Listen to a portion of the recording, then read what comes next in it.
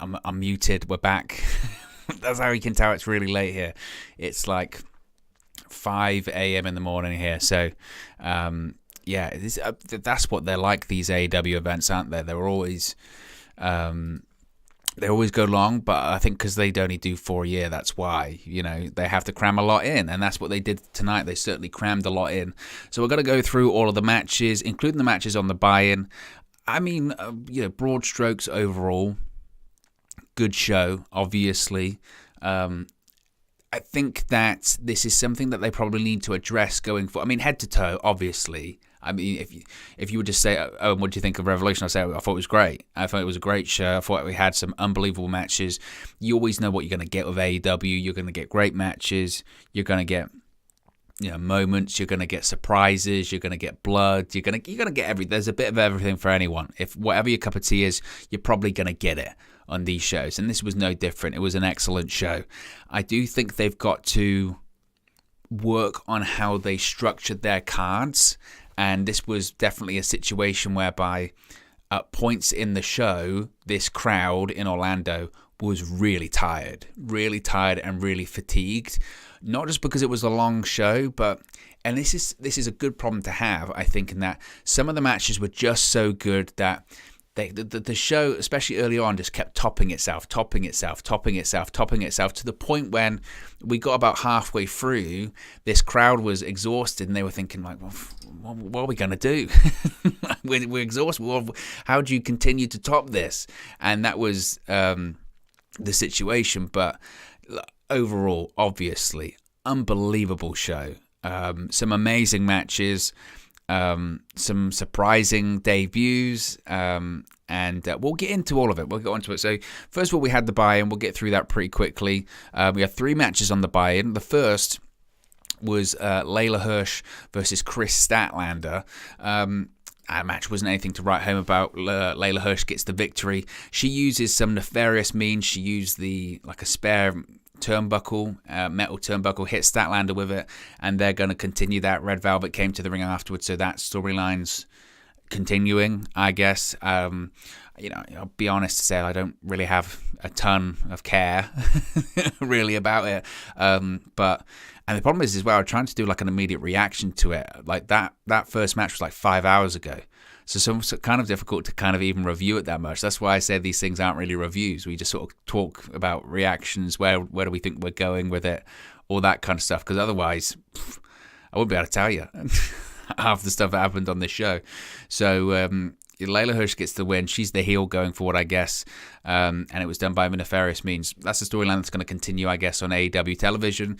I'm all for development of female characters as well. It's been one of my biggest criticisms about AEW is the women's division. Obviously the issues that it had in the past, 1 match per show, etc. But I do think that, despite it being on the buy-in and the opening match, they're trying to develop characters outside of those main players in the women's division. So I'll give AEW credit for that. Next match was Hook defeating QT Marshall, which everyone expected. I mean, Hook, he's a phenomenon. He's a phenomenon because he is just super over. He continues to look impressive as well. Obviously, the matches are booked to, I wouldn't say protect him's the right word, but make sure he's presented in the certain light, a right light, and that's smart booking. People can say, he's still really green and they're protecting him. Yeah. But that's smart booking, that's smart promoting. For whatever reason, whether you look at him and just go, he's just a kid, he's not that threatening. For whatever reason, people like him. People like him. He's this weird phenomenon where he gets some of the biggest pops of the night. He's got a great look. He's a future star. He absolutely is a future star. I think he's got it. That's the thing with Hook, isn't he? He's got that intangible it factor that people like him. People think he's cool. And he was always going to beat QT Marshall, and it's smart putting him in there with someone like QT Marshall, again, who helped train him so he can protect him and guide him through the match. Shouldn't be on a pay-per-view. So it was good. The buy-in was the right call for that, and he just needs to keep racking up victories. That's how they get people over in AEW. By winning, by having them wrestle, which is almost old school nowadays. But Hook gets the win, and yeah, that was to be really expected in that one. Final match on the buy-in was a really, really, really, really fun 6-man tag team match, or a trios match as they would call it in AEW. And frankly, this one deserved to be on the main show. It was awesome. Absolutely was awesome. The House of Black defeated Death Triangle, Pac, and Penta, along with Erick, Redbeard via pinfall. Awesome. Absolutely awesome. This was on the buy-in, so of course it was free, and it was on YouTube. And everyone watching it was saying essentially, man, we're getting this for free. Like, if we're getting this for free, what is this show going to look like? Because if this is the sort of free offering of like, maybe this wasn't good enough for the main card, it was definitely good enough for the main card, don't get me wrong. But it was awesome. Really, really enjoyed this one. The finish saw Erick Redbeard taking the pinfall. He got the miss to the face, and then basically everyone's finish, which included Brody King dropping Erick Redbeard on his head. I thought Erick Redbeard looked impressive as hell. I don't know if he's going to have signed or if he has signed with AEW. I tend to think that if he had, they'd have done the whole All Elite, Erick Redbeard is All Elite graphic. They haven't done that in the same way that they did with William Regal, and they've done with other people. Swerve, of course, made his AEW debut on the show. So I don't know if he necessarily has signed with AEW, but I thought he looked great. And frankly, he was always going to be great in these kind of 6-man matches, right? Because he was part of the Wyatt family. The Wyatt family can pretty much, wrestled almost exclusively in 6-man matches. Obviously, their feud against the Shield. So he was always going to be suited to doing that kind of match, and it was booked the right way. And the House of Black looked great as a faction. The way that this match was structured, the pacing, the spots, all that kind of stuff. I was looking at this going, man, whenever AEW decides to pull the trigger on trios championships, they've got it. They've got money. And Tony Khan spoke about it on the media call he did prior to Revolution, when he was like, we're kind of waiting for Kenny Omega to come back before we do that. And speaking of Kenny Omega, Don Callis also made an appearance during the buy-in. He came out to Kenny Omega's music. Everyone was very excited, but it was just a Don Callis promo, kind of sowing some seeds when it came to reDRagon and Adam Cole and Kenny Omega's return, which should probably happen, one would think, around Double or Nothing time, maybe at that event. We'll have to wait and see. But, whenever they decide to pull the trigger when it comes to trios championships, it's absolute money. They've got absolute money to burn because they've got so many great trios. And 6-man tag team matches are different than other matches. You can pace them differently. The pacing can be so much quicker because you can't just go spot, because everyone catches their breath at different times. If they're laid out properly, some of the most fun matches in WWE television of the past decade have been Shield matches because of the way that they can pace those things, right? Because you can pace them really quickly, and you can build to a really fun crescendo and do some stuff you can't do in even tag team matches. So whenever they decide to pull the trigger on the trios championships, I don't think it would be House of Black winning them the first time out. I think it would probably be either the Undisputed Era or the Elite. But who knows? Maybe it would be the House of Black. Maybe it would be Death Triangle. We'll have to wait and see, but really enjoyed that one. So the main pay-per-view itself opened with Chris Jericho versus Eddie Kingston. And this is what's crazy. It's like, again, I'm talking about this match. It feels like a million years ago because this pay-per-view was so long. But really enjoyed this one. And this is going to sound very similar to pretty much every match I'm talking about.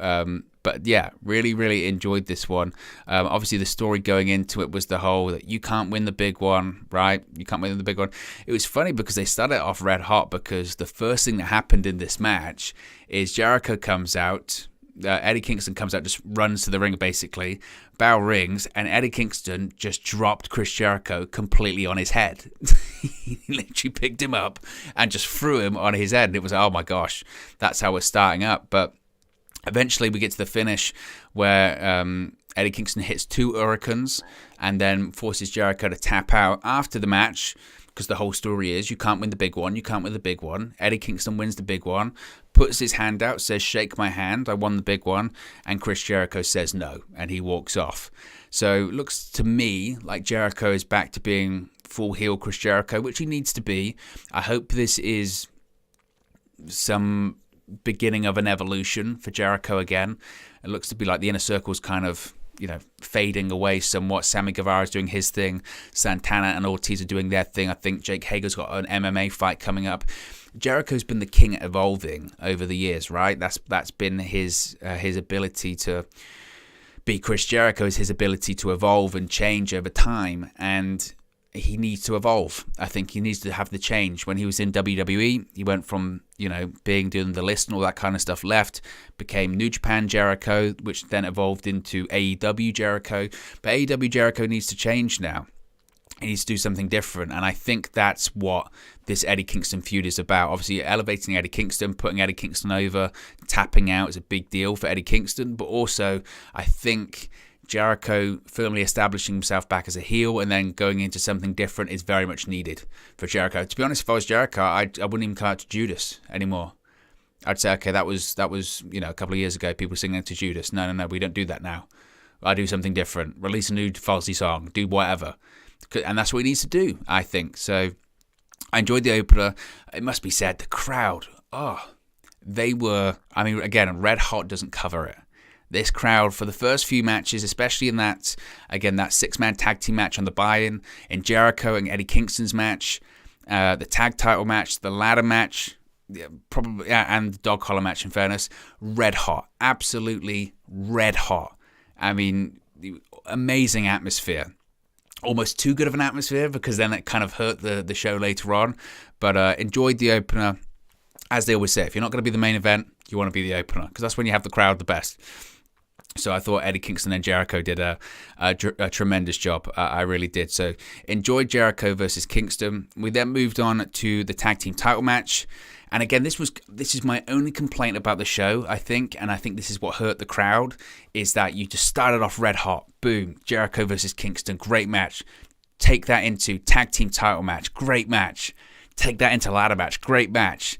And by the time you got halfway through or 2/3 through the show, the crowd was just tapped out. They were like, we can't, because they can't be up the whole time. This is like a 4-hour show. You can't be standing on your feet screaming, this is the best thing ever for 4 hours. It's tiring. You have to have, and it's difficult and it's not nice, but you have to have matches where you come down. You just do, and I think that's how you build a card.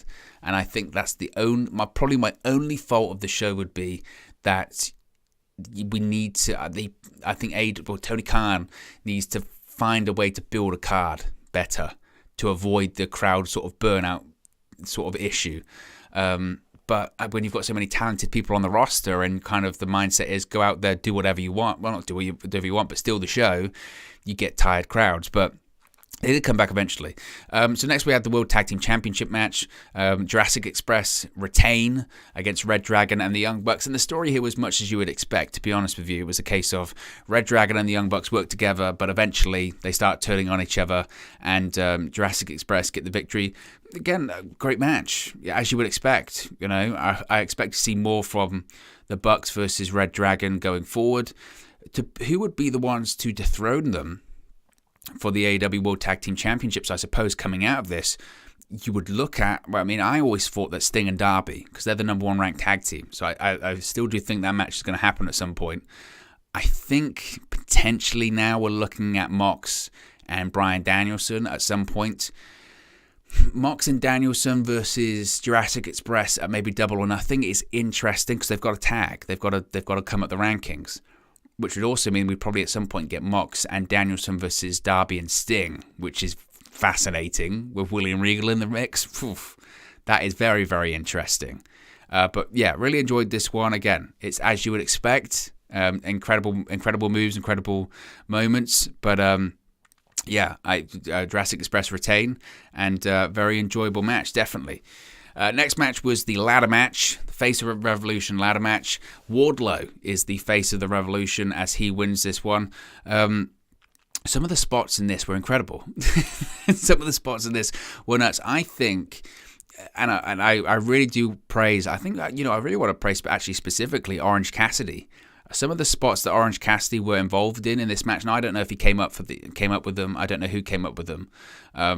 But I think ladder matches nowadays are so hard, because the standard when we're talking about ladder matches is just so high. We have been so spoiled, really, haven't we, when it comes to ladder matches over the years? Because, in the first few that we ever saw, in terms of mainstream, whether it's, Shawn Michaels, Razor Ramon, whether it's the TLC ladder matches with the Dudleys, the Hardys, Edge and Christian, we've been so spoiled with great ladder matches that it almost is to the point of every spot, conceivable spot that could possibly be done has already been done. So when you come to these ladder matches, it's a case of how can you be creative? How can you be creative? How can you come up with new spots? How can you, come up with spots that haven't been done before? How can you do something that's different? And, some of the spots in this one, whether it's Keith Lee and I think it was Powerhouse Hobbs holding the ladder and Orange Cassidy rolls up and stands on it, that kind of stuff, it was genius. Absolutely genius. Some of the interactions we had between the big guys were cool as well. And you had the big spot where Keith Lee and Powerhouse Hobbs and Wardlow are brawling up the stage. They get knocked off the stage through a pair of tables into the darkness, which removes the big men from it. You have Ricky Starks, who's climbing the ladder in the closing moments. Wardlow goes underneath him, goes to powerbomb him from the ladder onto a ladder that was laying horizontal, but didn't really connect properly on the way down, which was... which didn't necessarily look great, but nevertheless, Wardlow gets the victory, and he's a future TNT Championship challenger. I don't think he's going to win the TNT title. I don't. I think that given his actions later on in the evening, it would imply that probably MJF is going to probably cost him the TNT Championship, one would think. But the push for Wardlow continues, as it should, absolutely. I thought Keith Lee in it looked, did his dominating spots. I'm interested to see if we're going to get maybe a Keith Lee versus Powerhouse Hobbs feud going forward, because I'm really interested in that. I think that's very interesting, and given the way that they sort of fell off the stage together and all that kind of stuff, it would imply that maybe that's where they're going to be going, I suppose, with the next direction for Keith Lee. But Wardlow gets the win, which is the right call, and he's going to be facing... They explained this several times during the show, and it's very... I don't know when it's going to happen. At St. Patrick's Day Slam, I think. But basically, there's going to be Sammy Guevara versus Scorpio Sky, which is happening on Dynamite on Wednesday, I think. The winner of that match, of course, will be the TNT champion, and they will face Wardlow for the TNT championship at St. Patrick's Day Slam. But as I mentioned, I think... MJF is going to cost Wardlow the championship, considering what he did later on in the evening. But Wardlow wins what was a very good match. Next up was the TBS Championship, and this match was what it was. I mean, look, Jade Cargill, it's not about the quality of matches, is it? Right? It's not. It's not about Jade Cargill putting on amazing matches. It's about the presentation of Jade Cargill, and that is something that AEW continues to get right. The presentation of Jade Cargill is excellent, whether it's her entrance, whether it's her look, whether it's all of it. And I think, the undefeated streak, which I don't see ending anytime soon, I don't even know on the roster, to be honest, who would end that streak at the moment. If I'm AEW, I'll just continue it, keep going, continue it for a year.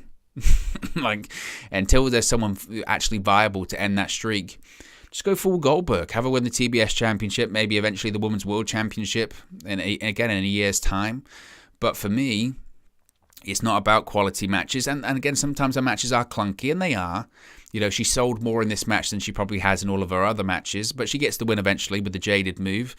But it's the presentation. She's the future of AEW. She's got just major crossover appeal, and AEW knows that. Tony Khan knows that. She's got that look of when you see her, you go, oh my gosh, like, who is that? So the presentation is the key for Jade Cargill, and again, I think eventually, I think hopefully, and I do think the matches are improving. I think there's been a marked improvement. Again, we're talking about someone that is. When did she have her first match? Like a year ago? In the space of a year, the development's been rapid. What happens in a year, another year's time, right? So, she gets the victory in a match that was fine. it was fine. It's another Jade Cargill match, but again, it's the presentation for her. Next up, we had the dog collar match. For me, I think it's probably match of the evening. I think it's match of the night. And I don't know if it's match of the night because of the in-ring. I mean, it just had everything. It just had absolutely everything. It was as violent as this match should be, And it was the most violent. CM Punk, I mentioned, I did a tweet about it. CM Punk channeled his inner Eddie Guerrero. Not like having great matches or anything like that. He channeled his inner Eddie Guerrero because he bled as much, I think, nearly, as Eddie Guerrero did at Judgment Day 2004. You know, when he has that match against JBL and he like cuts an artery and he bleeds all over the ring and he nearly passed out and all that kind of stuff. CM Punk bled deep. Deep is an understatement. He was gushing with blood. He also had his old Ring of Honor entrance. He had his old Ring of Honor gear. It was just everything about this match was fun. I think it's the longest, pretty much the longest, well, tied longest match of the night, actually, dead on with the main event. But going into the show as well, it was probably the match I was looking forward to the most. I think it's probably the match that they had built the most coming into this one, frankly, considering the amount of time they've put into this MJF versus CM Punk feud. This has been going on prior to Thanksgiving, right? So they've built this one for a while. I think it's the end of this feud. It should be, certainly. MJF beat CM Punk twice in CM Punk City, and I think again it was the right move. We've got nearly 80 people watching, so be sure to smash a like on the like button. Be sure to subscribe, bottom right hand corner as well. What did you think? What did you think of the CM Punk MJF match? What did you think was the match of the night? For me, as I mentioned, the CM Punk MJF match was the match of the night. I thought that, again, it had everything: violence, blood, thumbtacks, and then eventually we get to the closing moments. So you have MJF shout for Wardlow, and you're thinking, here we go again. He's going to get Wardlow to come out, because of course Wardlow was the reason that CM Punk ultimately defeated MJF defeated CM Punk in Chicago. So out comes Wardlow. He's saying, "Give me the Dynamite Diamond Ring," and he starts doing this, going, "Oh, I can't find it." And MJF's looking at him and going, what are you talking about? What are you talking about? CM Punk gives him a kick or a suplex or whatever, lands in the thumbtacks, and then Wardlow goes, it was in this pocket, and puts the Dynamite Diamond Ring in the ring to CM Punk, stares at him and walks off, basically saying, I'm done with MJF. I'm turning my back on MJF. I'm not being MJF's lackey anymore. I'm not being his bodyguard. I want a match. I'm the face of the Revolution. I'm going to be competing for the TNT Championship. I don't need to be involved with MJF anymore. Give CM Punk the Dynamite Diamond Ring. So that turn has officially happened now.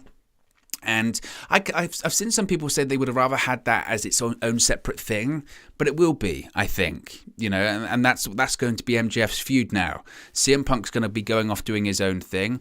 I think that he's going to be on the road to the World Championship now. I think the smartest thing for me would be CM Punk competing in the main event of All Out in September, whenever it is, August, September.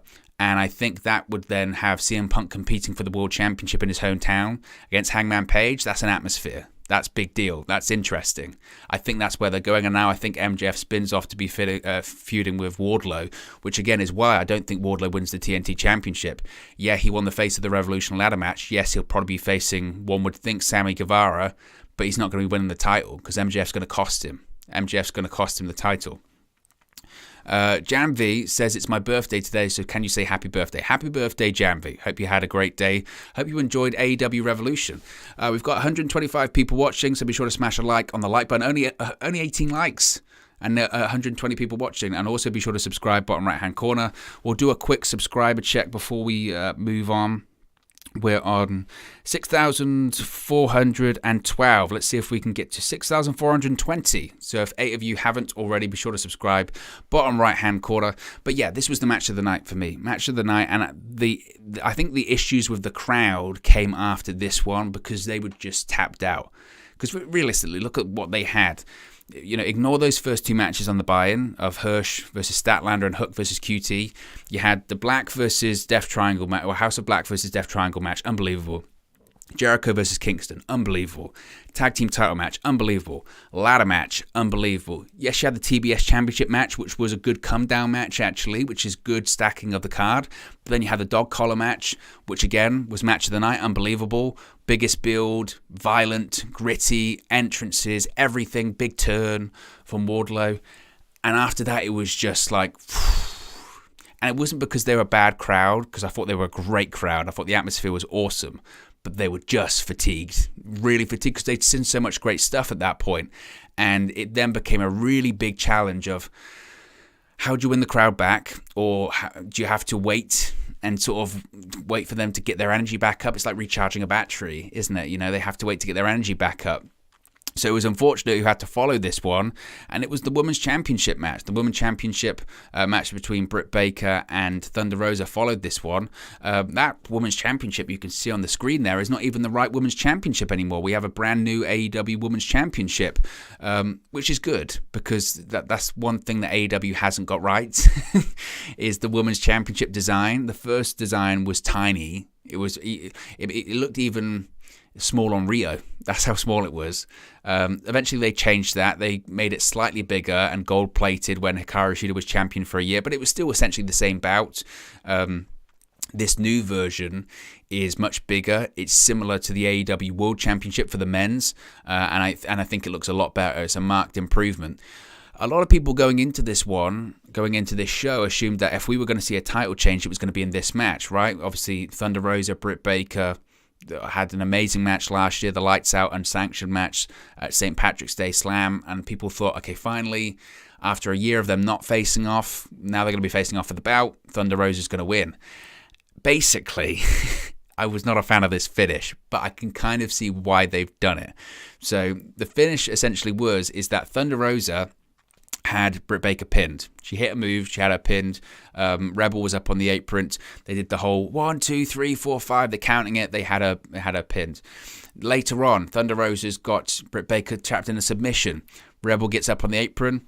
She taps out. Taps out for everyone to see, apart from the referee. So not only has Thunder Rosa beaten her by pinfall, she's beaten her by submission, but nobody could see. Then, due to some more interference from Jamie Hayter and Rebel, Stomp, Britt Baker gets the victory. And everyone's looking around going, why? Why? It's very, very, very clear that they were trying to protect her. They were like, we don't want to give her the bout now, but we also don't want her to look weak. So that was the finish. And at the time, I was like, that doesn't make any sense to me, because for me, this whole story was that eventually Thunder Rosa would beat Britt Baker for the championship, right? But then they announced later on in the show that Thunder Rosa is going to be facing Leyla Hirsch in a world title eliminator match, with the winner facing Britt Baker at St. Patrick's Day Slam for the Women's Championship, which just so happens to be in San Antonio, Texas, which of course Thunder Rosa is from there. So that makes sense. That's arguably the biggest match, women's match in company history, was at St. Patrick's Day Slam last year. Main event, first ever main event of a Dynamite. People talk about it to this day. Thunder Rosa and Britt Baker being covered in blood, all that kind of stuff. It makes sense that a year later they would face each other at the same event in Thunder Rosa's hometown for the Women's Championship, and that's where Thunder Rosa would win. So I think that's where they're going. I think they said, you know what, we could do the title change tonight, but it probably would be bigger and better if we did it at St. Patrick's Day. It's more poetic. And I think that does make a lot of sense. And ultimately, they want to pop a big number. And if they can do a whole 1 year later, it's going to be for the World Championship this time, and there's going to be a title change. I think that's the direction that they're going to be going in. And on that show, you're going to have a TNT Championship match as well, and a Women's Championship match, which you're going to see a title change. So I think that's the direction they're going to go in for that one. Be sure to smash a like on the like button. By the way, guys, be sure to subscribe, bottom right hand corner. Got over 160 people watching, which is awesome. Next up, we had this one. Jon Moxley versus Bryan Danielson. Now, I have a lot of things about this one. First of all, the match itself was great. It was great, but again, we were talking about a time where the crowd was just so fatigued, and they were enjoying it and they were respecting it because they like Jon Moxley and they like Bryan Danielson and they appreciate what they're doing. They just beat the hell out of each other. They just beat the shit out of each other for about 20 minutes. And obviously, we knew going into it that the whole deal was that Bryan Danielson wants to team with Moxley, and Moxley said, "Well, I can't team with anyone I haven't bled with." So we were going to get blood at some point, which we did. They both hit each other with forearms, and then AEW did the whole load of crowd shots for a couple of minutes, which is basically both guys gaffing themselves to get some blood going. Moxley gets up covered. I mean, he was trying to emulate, he was like CM Punk level earlier on in the evening. He was bleeding a lot. Danielson got up and had a little bit of blood, to the point where you could see Bryce Remsburg went over to him and sort of said, you probably need to blade a little bit more. So he bladed a little bit more, got a bit more, but for whatever reason, it sort of just disappeared halfway through the match. So the match itself was fine. Again, the crowd was tired, very tired at this point, but they were respectful of what they were watching. The finish is a really odd finish. Basically, Danielson's got Moxley in a submission, and Moxley manages to flip over, pushes off the bottom rope, and Danielson's stuck, and the referee counts 1, 2, 3, and it was a flat finish, a weird finish. Danielson was pissed. I think it's not a botch or anything like that. It was the planned finish, but the crowd were like, okay, and they respected the match, and it was a good match, and it was good wrestling, but again, they were fatigued.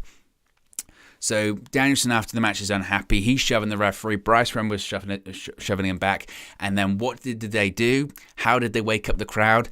William Regal is now All Elite. William Regal comes out of nowhere, walks into the ring, and then starts shouting at Jon Moxley, starts shouting at Bryan Danielson. Moxley, of course, is covered in blood. William Regal not only slaps him in the face, but also gives him a bit of a headbutt, because he's a genius. That's why he does it, because he knows, I want to get a bit of Moxley's blood on my face. He gets a bit of Moxley's blood on his face. Danielson's laughing at him, going, ha, ha, ha. He turns to Bryan Danielson, slaps him in the face as well, and says, right, you fought out, you two shake hands. And both of them, covered in blood, bleeding together, are forced to shake hands by William Regal. And looks like we have a tag team, and a tag team managed by William Regal. Tony Khan has since confirmed it himself. William Regal has got the All Elite graphic. We don't know to the extent of what William Regal's role is, if he's just a talent. I think that's the bare minimum. If you're William Regal, if you've got William Regal under contract to the company, you don't just have him as talent. You have him as an agent. You have him doing whatever he wants, basically, because he's a genius. He's an absolute genius.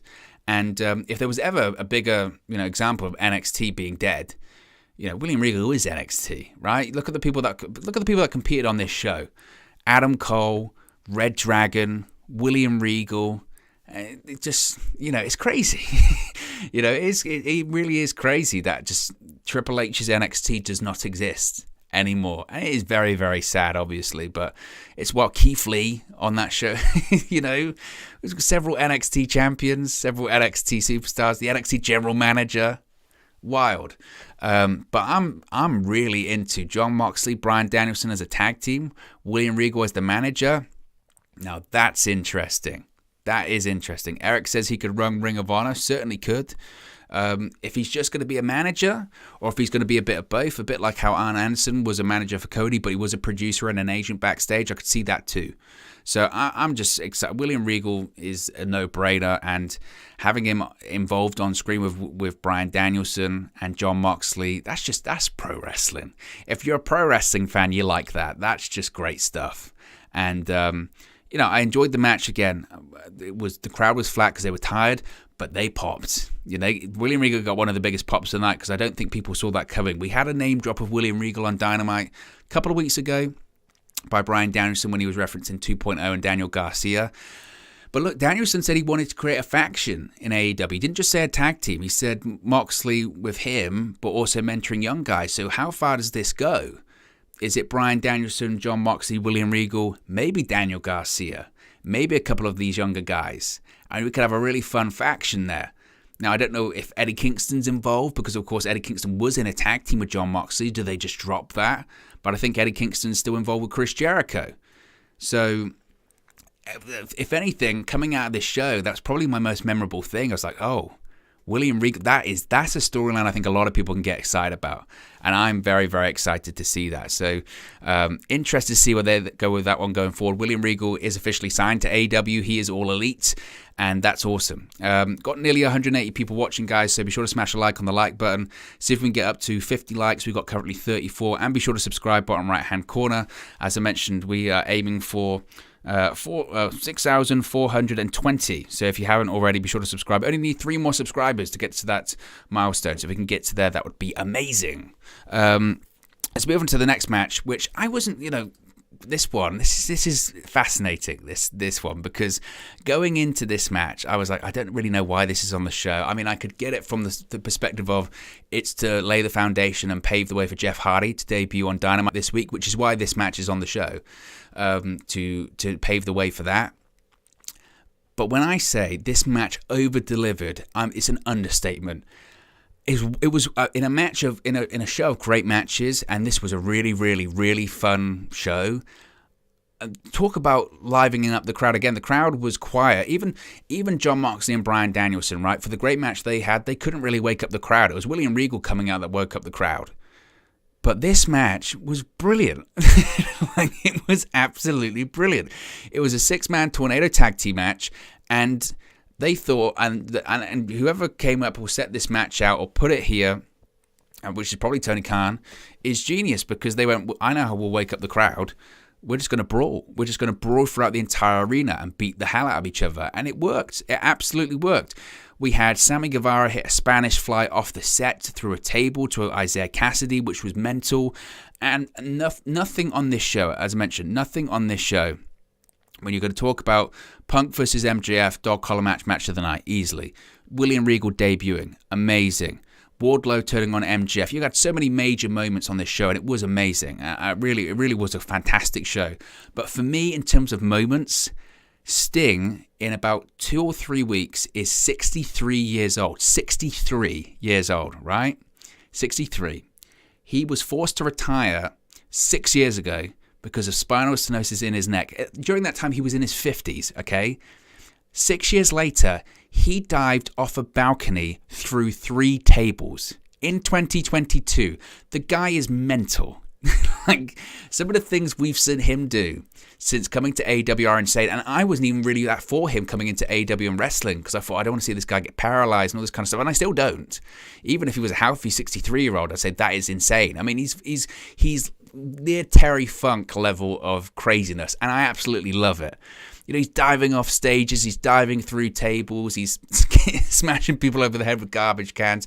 Sting it just feels like for 6 years, when he was told he had to retire, and when he was in WWE, he was unhappy and he felt like he had unfinished business, and he's like, you know what?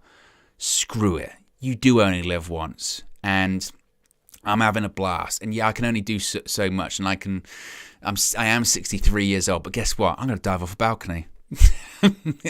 And you got to love it. You absolutely have to love it. And again, this match was way better than it had any business being. It does set up Jeff Hardy's reported or rumored debut on Wednesday, but I loved it. It was so much fun. And Sting is crazy. Absolutely bona fide crazy. Even if someone in their 20s was diving off a balcony through a 3 tables, you go, hell of a bump. A healthy 63-year-old, you go, hell of a bump. A 63-year-old with spinal stenosis, that when because remember, it was a year ago he made his AEW, I say in-ring, actually he made his in-ring debut with a Double or Nothing. He made his match debut was a cinematic match last year with Ricky Starks and Brian Cage. But I remember in the build-up to that one, when Brian Cage powerbombed him in the ring, everyone went, oh. Everyone panicked, like, oh, can he take a power bomb? Is that okay? Everyone was nervous if he was going to be paralyzed. A year later, he dove off a balcony through 3 tables. What a difference a year can make. Anything's possible. Anything is possible. This is the same guy. He started off his career tag team with the Ultimate Warrior. You know, and sadly, the Ultimate Warrior is no longer with us. Sting's diving off balconies. It's madness. But you've got to respect it. And it's just amazing. Absolutely amazing. If you couldn't respect him more, he's still got the dedication and passion to do that. Absolutely incredible. Super chat from Erick says, it was disappointing Hangman didn't drop the championship. Appreciate the contribution. Erick, you can also do the same by clicking the $sign if you want to get your super chats up on the screen. Let's talk about the main event. Let's talk about the AEW World Championship match. Hangman Page retains, defeating Adam Cole. It was expected. I think everyone expected Hangman Page to retain the title, and he did. And the match was good. It was fine. There was like rumors during the match that there was confetti in the arena, and then once reDRagon came to ringside, everyone went, "They're going to switch the bout." Like I can't believe they're going to switch the bout. I never felt that they were going to switch the bout. But once those rumors started to happen, I was like, oh my goodness. But the match itself was good. If anything, the crowd was doing the whole Adam. They're both called Adam Page, Adam Cole. So they were doing the whole "Let's go Adam," or "This is Adam," or they were just getting creative. Fight for Adam. All that. Any chant that they would kind of think about doing, they did basically as Adam. But it actually did work out for them because basically it woke them up. So they were invested somewhat, and then as the match went on, they won them over. The weird thing was, the only thing I didn't get with it is that, so you have reDRagon come out, and eventually the Dark Order come out, and the Dark Order are sort of looking at Hangman Page. Hangman Page shoves, I think it's Alex Reynolds, into the reDRagon, and the Dark Order brawl with reDRagon and send him to the back. And that just felt very random. And I guess maybe the idea would be, well, why wouldn't reDRagon come out? So that would lead to the Dark Order coming out. I suppose that's maybe the rationale that they might go with it. I'm not sure. But eventually, Hangman Page gets the victory. Hits a couple of buckshot lariats. He also hit Adam Cole's version of the boom and all that kind of stuff. Again, it was a fine match. Very HBK influenced. You can tell how Adam Cole sets up his matches is very HBK influenced because of how long he worked with him. Felt a lot like Adam Cole's takeover main events that he's done. And I enjoyed it. Again, I didn't expect a title change. I always felt that, and I don't want to say it's disappointing because I don't think that's fair at all, because I thought it was a really good match. But as I said going into this one, for me, I was most excited about and most looking forward to the CM Punk MJF match because it's the match that had the most build. And I think in retrospect, yes, it's the AEW World Championship. Yes, it doesn't do Hangman any favors if he wasn't the main event and all that kind of stuff. But for me, the main event was the dog collar match because that's the one that had the most build. It's the one that had the most buzz. Seeing the way it panned out, having Wardlow turn on MJF, the blood, the violence, all that kind of stuff. For me, that was the main event. And I think realistically, that probably should have gone on last. And it was more feel-good than the Adam Cole versus Hangman Page match, in my opinion. But it wasn't. The interesting thing afterwards, of course, is that whilst Adam Cole was on the floor and he was recovering from the beating that he had taken from Hangman Page picked up his sort of unconscious hand and shook it in what they described on commentary was as a code of honor, which is a lot of Ring of Honor references that they're really putting into the program now. And obviously it makes sense considering that Tony Khan does own Ring of Honor and he can do those references. But it's kind of like very intentional. And there's a lot of Ring of Honor influence on this roster and a lot of ex-Ring of Honor stars. I'm not saying we're going to get, ROH Invasion because I don't think we are. I think Ring of Honor is going to be run as its own separate entity. But I think that we could see, as I mentioned before, I think we could see some AEW stars move over to Ring of Honor and be run as its own thing. I think Ring of Honor is going to be more of a developmental territory, I do.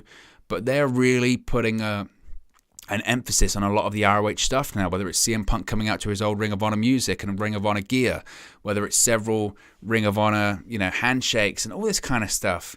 And I just look at it and go, It's curious. It's very curious. And I'm not saying it's going to be like a brand split because I don't think it's going to be like that either. But they're being very subtle. Sort of they're conditioning the audience to say, yes, Tony Khan bought Ring of Honor, which of course is a big deal. But also something might happen when it comes to AEW storylines. Whether it's going to be, I don't know, an AEW versus Ring of Honor Super Show later this year, which absolutely could happen. To be honest, I expect it to happen. If you're the owner of both, why don't you build to an event to have both of them facing off against each other? I think that makes sense. So I think they're being subtle about something. As far as who would be challenging Hangman Page next for the World Championship, well, CM Punk, after he won, he was doing the whole, I want the bout next. But as I mentioned, I don't think he faces Adam Page at Double or Nothing. I think he faces him at All Out, because that's Chicago, and that makes a ton of sense. And Punk should probably win it then, I think. So who he would be facing next? Adam Page? It's a tough one. That is a bit of a tough one. Jericho lost to Eddie Kingston. It looks like he's going to be involved with Eddie Kingston. I was going to say you could do the Hangman versus Jericho rematch, couldn't you? from, you know, the first All Out and Hangman beat him and prove that he could was now capable of beating him as the champion and all that kind of stuff. You could do that. I mean, realistically, I mean, it looks like MJF's going to be feuding with Wardlow, but you could do MJF versus Hangman. That would be a possibility too. It's going to be interesting to see who they do have Hangman facing off against. You can let me know in the live chat, or you can let me know in the comment section below. Anyway, guys, as I mentioned, be sure to smash a like on the like button. We still got nearly 180 people watching, so if you haven't already, be sure to smash a like. We're only 8 likes away from 50, and if you haven't already as well, be sure to subscribe. Bottom right-hand corner, we are on, let's do a quick subscriber check again, 6,422. So if you haven't already, be sure to subscribe, bottom right-hand corner. See if we can get 8 more subscribers to 6,430. That would be unbelievable. Anyway, guys, it is 5:45 a.m. over here. That's the passion we bring as UK wrestling fans.